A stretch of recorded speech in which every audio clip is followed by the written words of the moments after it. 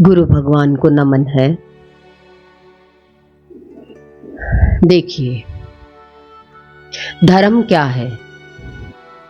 देखिए धर्म में तीन चीजें समाई है।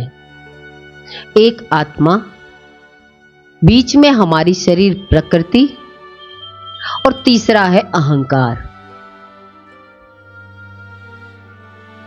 ये अहंकार प्रकृति का ही सहारा लेता है क्योंकि सबको संसार के ही काम है, शरीर के ही कर्म है, तो अहंकार में ही कर्म हो सकते हैं। ये अहंकार को इस प्रकृति में शांति नहीं मिलती। किसके कारण? आत्मा के कारण। ये आना तो आत्मा में चाहता है, पर बीच में ये शरीर की प्रकृति है। इसका जैसे ही सहारा ले लेता है तो उसमें फंस जाता है और कहता है कि मैं धर्म की राह पर निष्काम कार्य करना चाहता हूं। जो कर्म हमें मिल रहे हैं उस कर्म में हमारी कोई इच्छा ना हो तो वो कर्म निष्काम हो जाता है। अर्जुन के सामने भगवान श्री कृष्ण खड़े हैं, उनसे वो युद्ध भी करा रहे हैं, पर अर्जुन किसके समर्पित है? आत्मा के। कृष्ण आत्मा का स्वरूप है। और ये कौरव और पांडवों की सेना क्या है? दोनों तरफ सेनाएं खड़ी हैं, वो क्या है? ये प्रकृति है। जो प्रकृति का सहारा लेकर के प्रकृति में ही रचना बसना चाहता है वो है अहंकार। उस अहंकार से ही व्यक्ति उस कर्म को करके कहता है कि मैं भगवान में चल रहा हूं। अब शरीर से कितनी प्रॉब्लम आती है, तो प्रॉब्लम को बड़ा देखते हैं या अपने ज्ञान को याद रखें। देखिए भगवान गीता में एक ही बात बताते हैं, तू आत्मा है और आत्मा की तरफ रहना है। पर बीच में ये शरीर आपको दिखाई देगा, शरीर के बहुत कर्म है, इनको करते हुए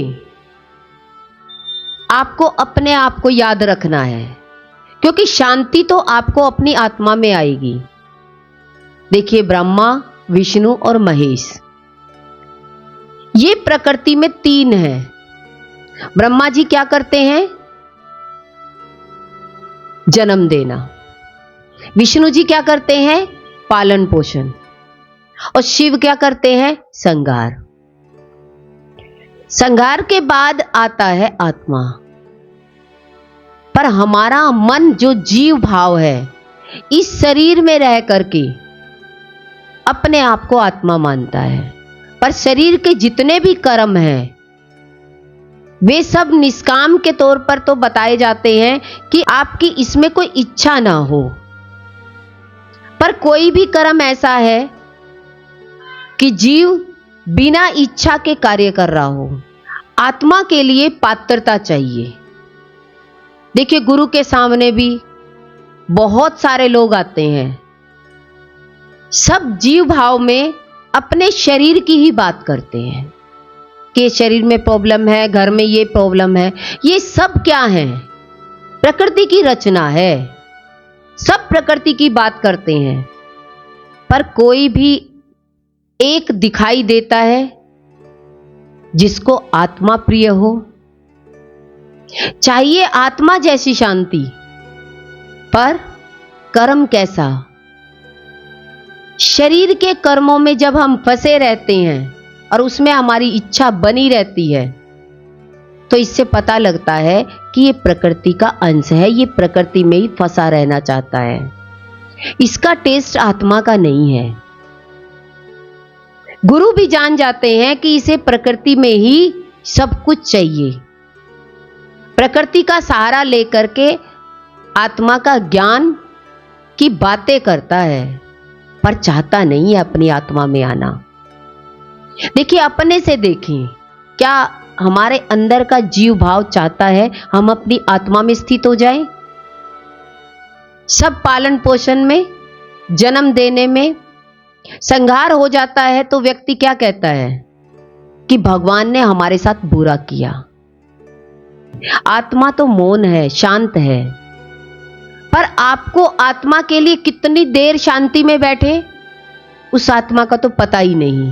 प्रकृति में जितने भी पदार्थ है, जड़ और चेतन, उन सब में हम लगे रहे, पर पता है एक दिन इनका संहार होना है, एक दिन छोड़ के जाना है, पर ये किसी को समझ नहीं है। यही अज्ञानता है कि शरीर एक दिन छोड़कर जाएगा।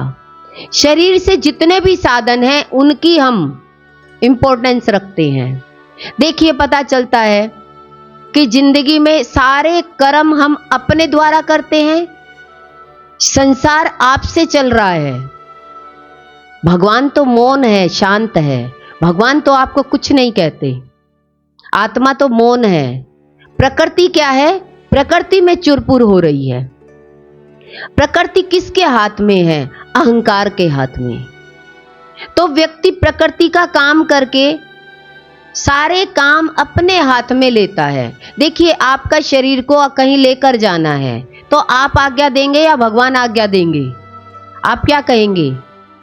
भगवान ही हमसे करा रहे हैं। भगवान तो शांत है। अगर आपने भगवान को देखा मंदिर में, मूर्ति शांत है। हमारी जीव आत्मा ने कभी ये नहीं समझा कि परमात्मा तो मौन है, परमात्मा तो कुछ नहीं कहता है।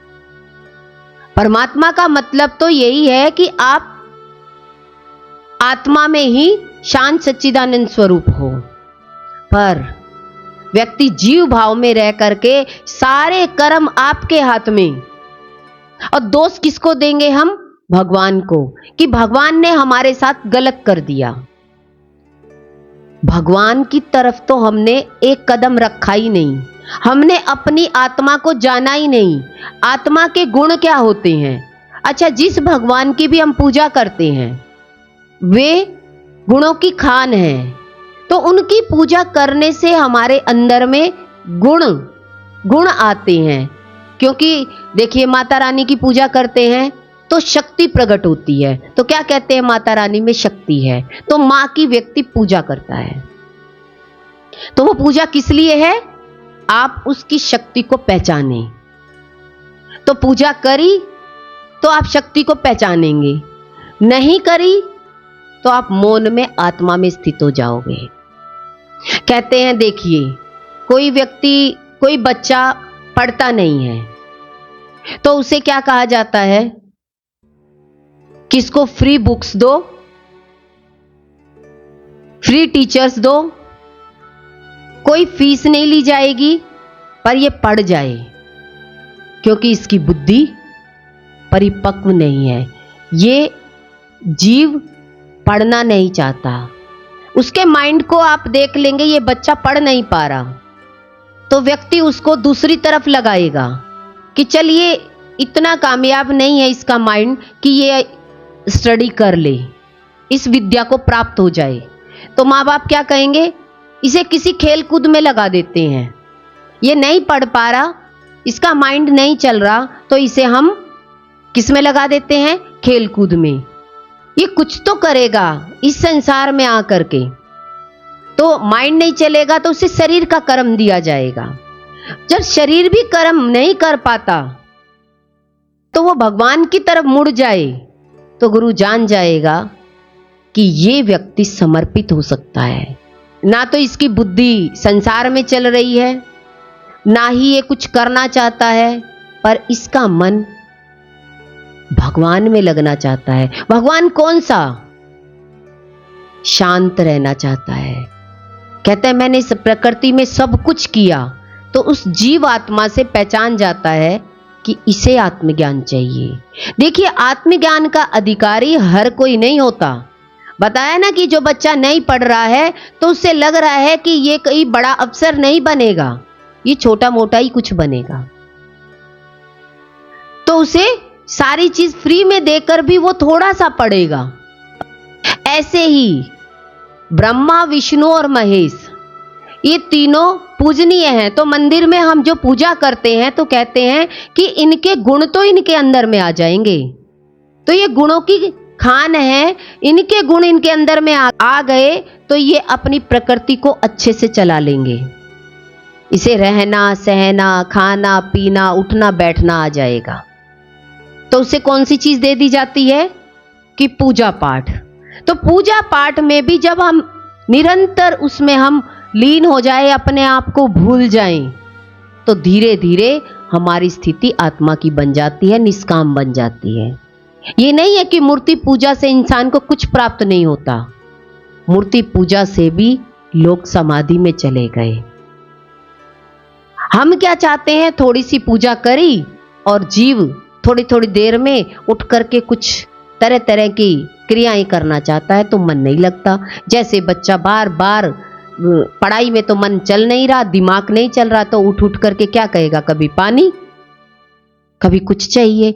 ऐसे ही हम भगवान की भक्ति में उस आत्मज्ञान में नहीं जा पाते, तो गुरु कहते हैं कर्म योग करो, सेवा करो। सेवा करते करते आप अपने आप को भूल जाएं और आपकी सेवा निष्काम हो जाए।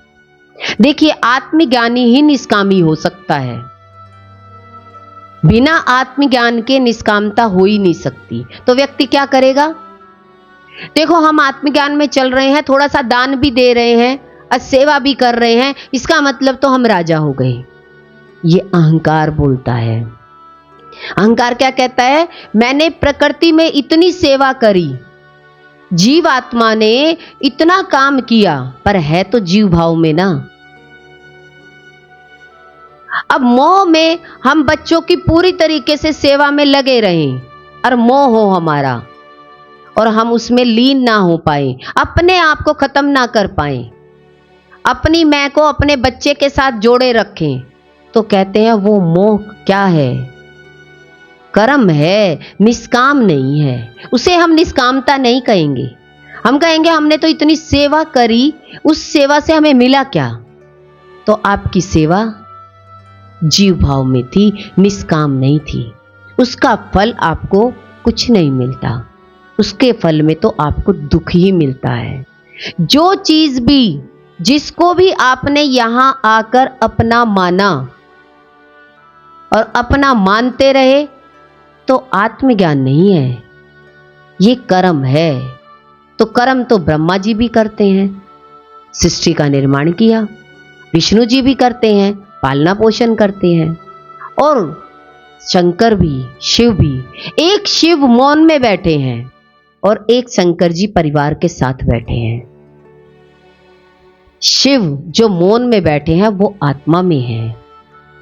जो कर्म है हमारा, हम कर्म करते करते करते करते एक दिन अपने आप को हम ये समझे कि मैं यहां पर कुछ भी नहीं हूं, मैं करने वाला नहीं हूं, और अहंकार कहे कि मैंने इतना किया, भगवान से मुझे जवाब चाहिए। भगवान को कितनी बार आपने पुकारा कि दुख में आप भगवान को पुकारते हो कि भगवान से जवाब चाहिए। भगवान की माला पूजा पाठ करने से भगवान खुश हो जाते हैं, ये आपके अहंकार की खुशी है। थोड़ी सी देर अहंकार प्रसन्न हुआ कि मैंने ये शरीर की रचना करी, पर वो रचना किसी काम की नहीं है कि आपने अपने आप को समाप्त नहीं किया, आपकी मैं तो बनी रही।